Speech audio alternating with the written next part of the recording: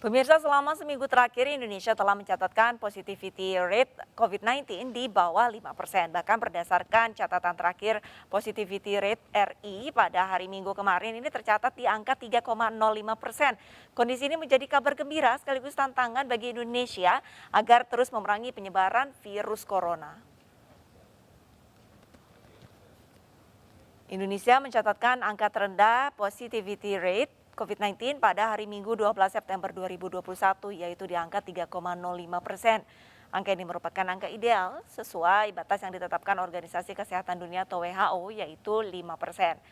Berdasarkan data Satgas COVID-19 antara Agustus hingga Mei 2021 positivity rate harian terendah dilaporkan di Maret, April hingga Mei dengan angka 7,7, 8,9 hingga 8,5%. Peningkatan tajam positivity rate terjadi di Juli 2021 saat mencapai puncak kasus COVID-19, yaitu melampaui 30 sampai 40%. Positivity rate menunjukkan tinggi atau rendahnya penularan corona di suatu wilayah. Dengan positivity rate di bawah 5%, maka menjadi tantangan bagi masyarakat Indonesia agar bisa terus menekan dan memerangi serta memenangi perang melawan penyebaran virus corona.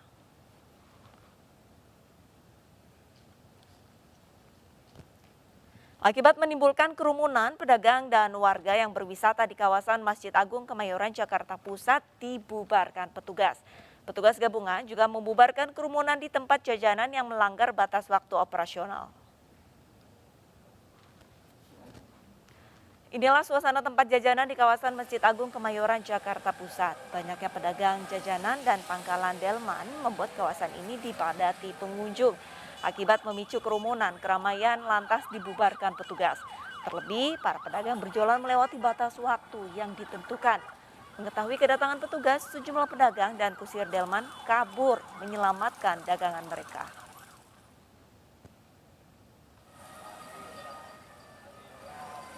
Tak hanya di kawasan Kemayoran, razia kerumunan juga digelar petugas gabungan di kawasan Senayan, Jakarta Pusat.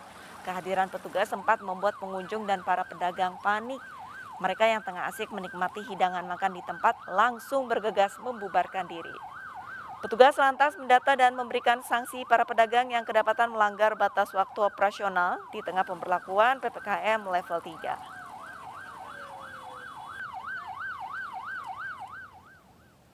Sementara itu pemirsa, SDN 05 Jagakarsa masih dilarang melakukan kegiatan pembelajaran tatap muka oleh Dinas Pendidikan DKI Jakarta. Hal ini menyusul pelanggaran protokol kesehatan yang dilakukan siswa dan guru sebelumnya. Sekolah Dasar Negeri 05 Jagakarsa masih ditutup untuk kegiatan pembelajaran tatap muka. Penutupan dikarenakan adanya pelanggaran protokol kesehatan yang dilakukan guru maupun siswa saat kegiatan pembelajaran tatap muka sebelumnya. Saat ini pengawasan masih dilakukan oleh Dinas Pendidikan untuk pelatihan dan pembinaan terhadap guru pengajar di SDN 05 Jagakarsa.